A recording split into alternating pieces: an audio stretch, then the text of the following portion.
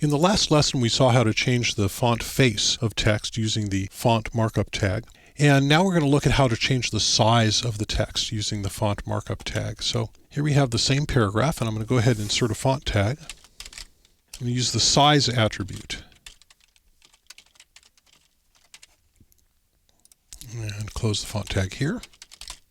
I'm going to say size equals 3. 3 is the default size, so when I save this and reload it in the browser, we won't see any change at all.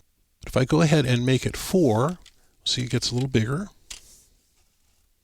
Save, reload, there it is.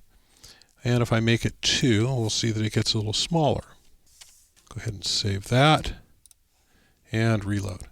There we have now smaller text. So 3 is the default, and numbers between 1 and 6 are valid. So 1 is very, very small. Look at 1. Save, reload, that's very, very small.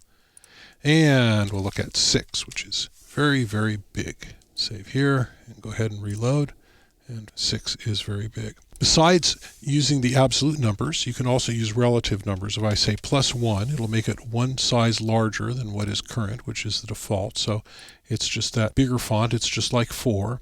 And if I say -1, it'll make it one smaller than what's in effect at this place in the document, which is the default in this case, so makes it smaller. So you can use relative sizes and you can use absolute sizes. I tend to like the relative sizes more. So I'm going to go ahead and set this to +1. And then I'm just going to show you one more thing we can do here. We can combine the face and size attributes. So if I say face equals sans serif and save that, you'll see that we'll get a sans serif font that's a little bit larger than the default.